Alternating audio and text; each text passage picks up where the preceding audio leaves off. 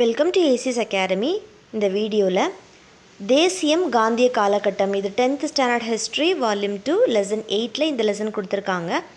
Already இந்த லெசன்லேருந்து நம்ம line by line questions பார்த்துட்டோம். இப்போது இந்த வீடியோவில் நம்ம இதோடைய book back question and answers தான் பார்க்க போகிறோம்.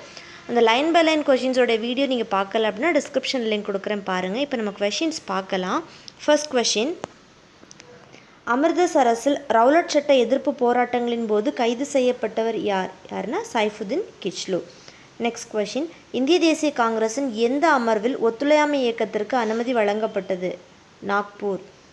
தேர்ட் கொஷின், விடுதலை நாளாக கீழ்கண்டவற்றில் எந்த நாள் அறிவிக்கப்பட்டது? 1930 ஜனவரி 26. நெக்ஸ்ட் ஃபோர்த் கொஷின், முதலாவது வனங்கள் சட்டம் எந்த ஆண்டில் இயற்றப்பட்டது? 1865. ஃபிஃப்த் கொஷின், 1933 ஜனவரி 8 எந்த நாளாக அனுசரிக்கப்பட்டது? கோவில் நுழைவு நாள். நெக்ஸ்ட் சிக்ஸ்த்து கொஷின், மாகாண தன்னாட்சியை அறிமுகம் செய்த சட்டம் எது? இந்திய அரசு சட்டம் 1935. நெக்ஸ்ட் செவன்த் கொஷின், காந்தியின் வேட்பாளரான பட்டாபி சீதராமையாவை வீழ்த்தி 1939 ஆண்டு காங்கிரஸ் தலைவராக பதவிக்கு வந்தவர் யார்? சுபாஷ் Chandra Bose. Next eight question, 1947 ஆண்டு ஆகஸ்ட் 15 நாள் இந்தியா சுதந்திரமடைந்த போது காந்தியடிகள் எங்கிருந்தார்? நவகாளி. நெக்ஸ்ட் நிரப்புக. ஃபர்ஸ்ட் கொஷின், காந்தியடிகள் முதல் வகுப்பு ரயில் பட்டியிலிருந்து டேஷ் ரயில் நிலையத்தில் கீழிறக்கப்பட்டார்? Pietermaritzburg. Next second question, காந்தியடிகளின் அரசியல் குரு டேஷ் ஆவார்? யார் அப்படின்னா Gopalakrishna Gokhale. Next third question, Khilafat இயக்கத்திற்கு டேஷ் தலைமையேற்றார்? யார் அப்படின்னா முகமது அலி மற்றும் சௌகத் அலி. இந்த அலி சகோதரர்கள் தான் கிலாஃபத் இயக்கத்திற்கு தலைமையேற்றாங்க. நெக்ஸ்ட் ஃபோர்த் கொஷின், 1919 ஆண்டின் இந்திய அரசு சட்டம் மாகாணங்களில் டேஷ் அறிமுகம் செய்தது? என்ன அப்படின்னா இரட்டை ஆட்சி. நெக்ஸ்ட் ஃபிஃப்த் கொஷின், வடமேற்கு எல்லை மாகாணத்தில் சட்டமறுப்பு இயக்கத்தை தலைமையேற்று நடத்தியவர் dash? Khan Abdul காபர் Khan. Next question பார்க்கலாம். சிக்ஸ்த் கொஷின், சிறுபான்மையினர் மற்றும் ஒடுக்கப்பட்ட வகுப்பினருக்கு தனி தொகுதிகளை வழங்கும் டேஷை ராம்சே மெக்டொனால்ட் அறிவித்தார்? என்ன அப்படின்னா வகுப்பு வாரி ஒதுக்கீடை ராம்சே மெக்டொனால்ட் அறிவித்தார்.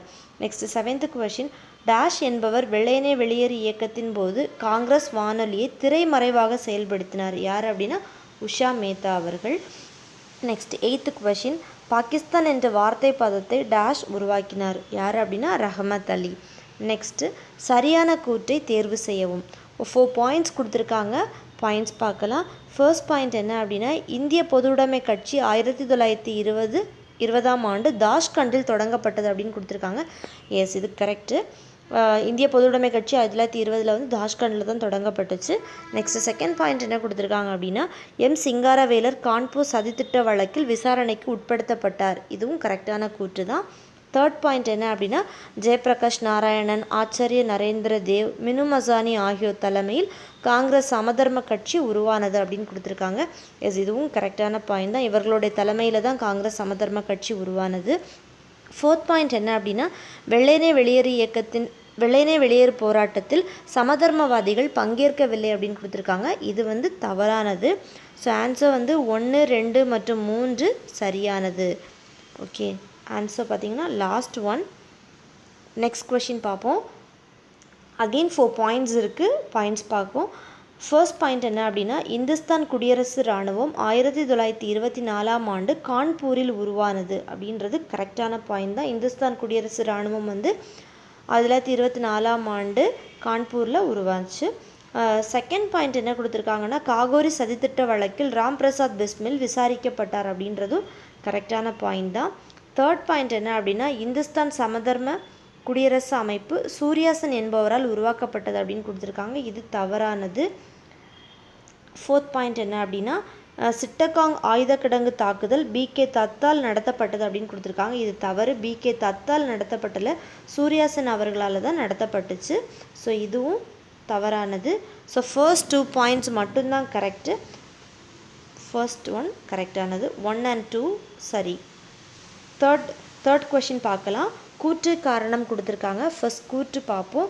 கூற்று என்ன அப்படின்னா, காங்கிரஸ் முதலாவது வட்டமேஜை மாநாட்டில் கலந்து கொண்டது அப்படின்னு கொடுத்துருக்காங்க. எஸ், இது வந்து தவறானது. காங்கிரஸ் வந்து முதலாவது வட்டமேஜை மாநாட்டில் கலந்து கொள்ளலை. ஸோ கூற்று வந்து தவறு. காரணம் என்ன கொடுத்துருக்காங்கன்னா, காங்கிரஸ் 2வது வட்டமேஜை மாநாட்டில் கலந்து கொள்ள காந்தி இர்வின் ஒப்பந்தம் வழி செய்தது அப்படின்றது காரணம் கரெக்டு, ஆனால் கூற்று வந்து தவறானது. ஸோ ஆன்சர் வந்து கூற்று தவறு, ஆனால் காரணம் சரியானது.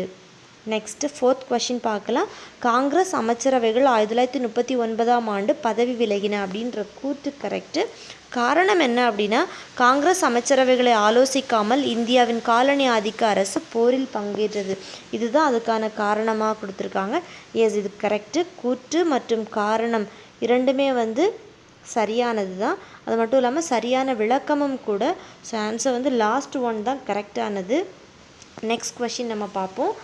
பொறுத்துக கொடுத்துருக்காங்க. ஃபர்ஸ்ட், ரவுலட் சட்டம் வந்து கருப்பு சட்டம். ஒத்துழையாமை இயக்கம் வந்து பட்டங்களை திரும்பி ஒப்படைத்தல்.